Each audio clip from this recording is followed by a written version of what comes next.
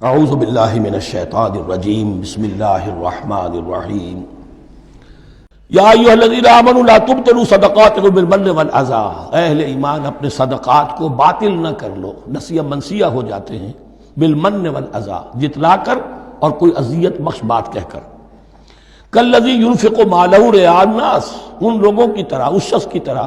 جو اپنا مال خرچ کرتا ہے لوگوں کو دکھانے کے لیے، دے تو رہا ہے صدقات، چیریٹی ہاؤس، بڑے بڑے ادارے قائم کر دیے ہیں، یہ کہ سب ریاکاری ہے۔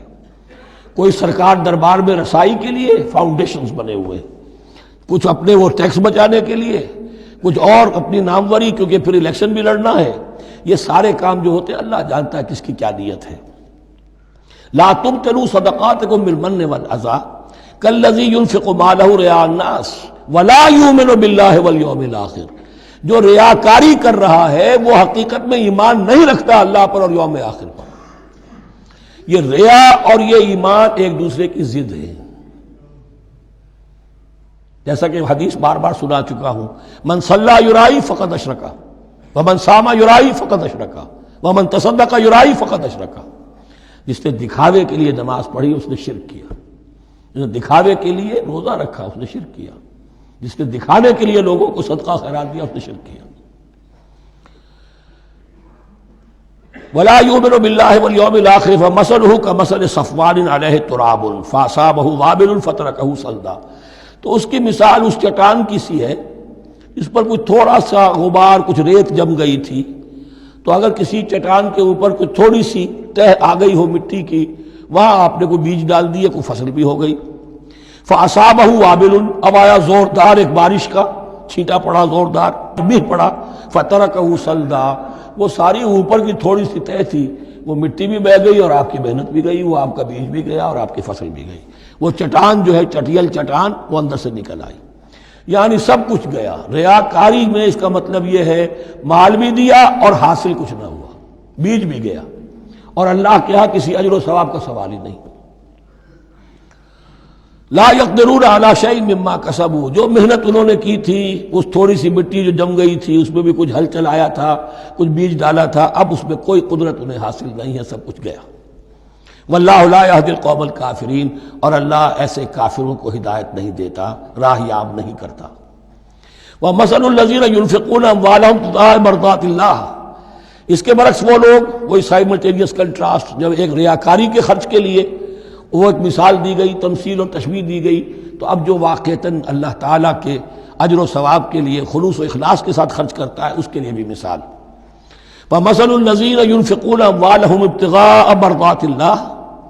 اور مثال ان لوگوں کی جو خرچ کرتے ہیں اپنے مال اللہ کی رضا جوئی کے لیے، خوشی حاصل کرنے کے لیے، وَتَثْبِيتًا مِّنْ أَنفُسِهِمْ، اور اپنے عزم کی پختگی کے ساتھ،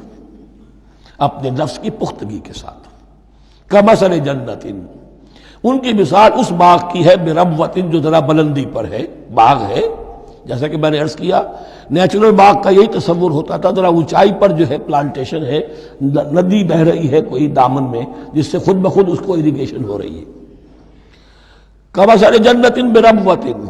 یہیں سے یہ قادیانیوں نے لفظ ربوہ لے کر اور اپنا وہ شہر بنایا ہے پاکستان میں۔ اصابہ وابل،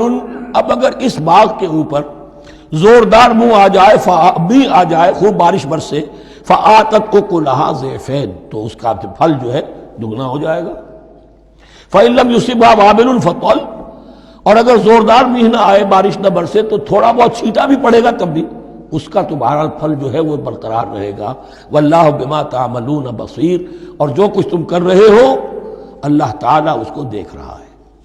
دروں بینی کرتے رہا کرو کہ تم یہ مال جو خرچ کر رہے ہو واقعتاً خلوص دل کے ساتھ، اخلاص نیت کے ساتھ اللہ ہی کے لیے کر رہے ہو، کہیں اس میں کوئی اور جذبہ، کہیں تمہارا غیر شعوری طور پر کوئی جذبہ شامل نہ ہو جائے،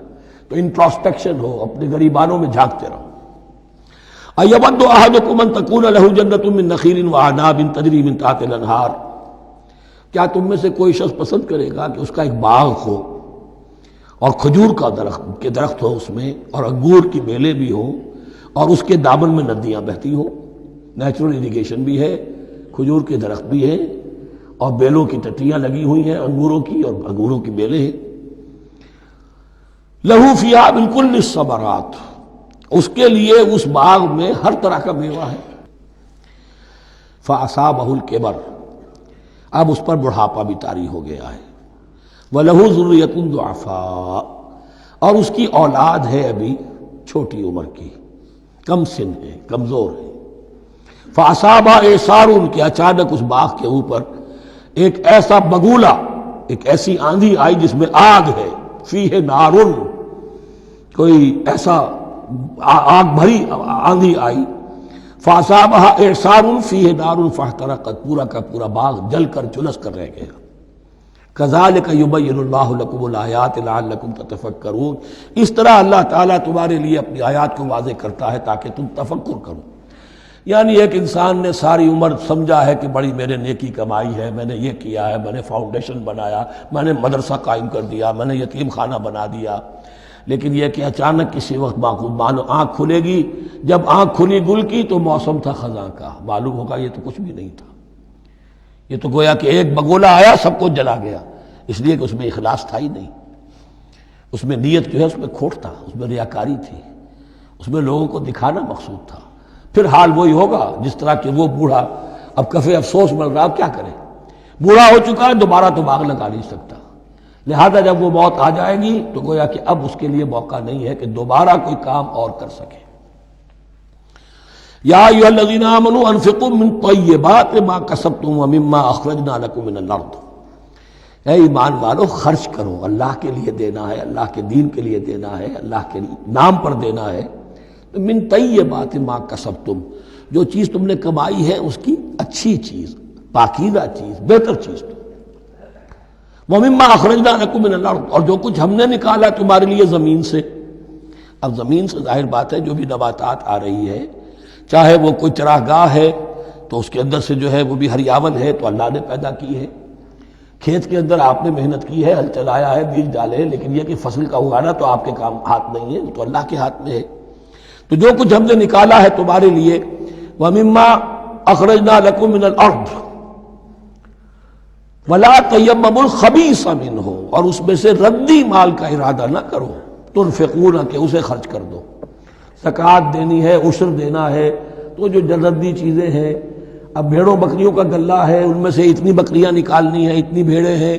تو اب جو ذرا کمزور ہیں، لاغر ہیں، بیمار ہیں، نقص والی ہیں، گنتی پوری کرنی ہے نا۔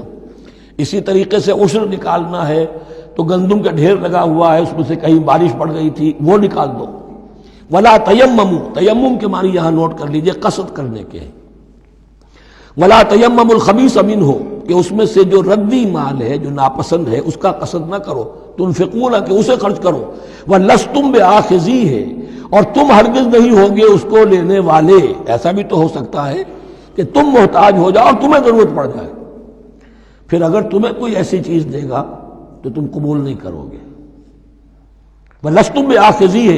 إِلَّا أَن تُغْمِضُوا فِيهِ، اللہ یہ کہ چشم پوشی کرنے پر مجبور ہو جاؤ، احتیاج اس درجے کی ہو کہ جو بھی مل جائے، ردی مل جائے، اچھا مل جائے، نفیس مل جائے، خبیث مل جائے، جو بھی مل جائے چشم پوشی کرو۔ اس کے سوا آدمی جو ہے وہ اپنے طیب خاطر کے ساتھ جو ہے وہ ردی شے قبول نہیں کر سکتا۔ وَاعْلَمُوا أَنَّ اللَّهَ غَنِيٌّ حَمِيدٌ، پھر دیکھیے غنی کا لفظ، جو کچھ دے رہے ہو یہ نہ سمجھو کہ اسے دے رہے ہو، محتاج کو دے رہے ہو، ضرورت مند کو دے رہے ہو، بلکہ یوں سمجھو کہ اللہ کو دے رہے ہو۔ وَاعْلَمُوا أَنَّ اللَّهَ غَنِيٌّ حَمِيدٌ، جان لو کہ اللہ تعالیٰ غنی ہے اور حمید ہے۔ حمید یعنی اپنی ذات میں خود محمود۔ ایک کسی شے کی اچھائی یا حسن یا کمال ایسا ہوتا ہے جسے ظاہر کیا جائے، دیکھو بھائی اس میں یہ خوبصورتی ہے، اور ایک وہ خوبصورتی ہوتی ہے جو از خود ظاہر ہے۔ حاجت مشاطہ نیست صورت دل آرام را، تو اللہ تعالیٰ اتنا ستودہ صفات ہے، اتنا محمود ہے اپنی ذات میں کہ وہ خود بخود محمود ہے، اسے کسی حمد کی حاجت نہیں ہے، از خود محمود ہے۔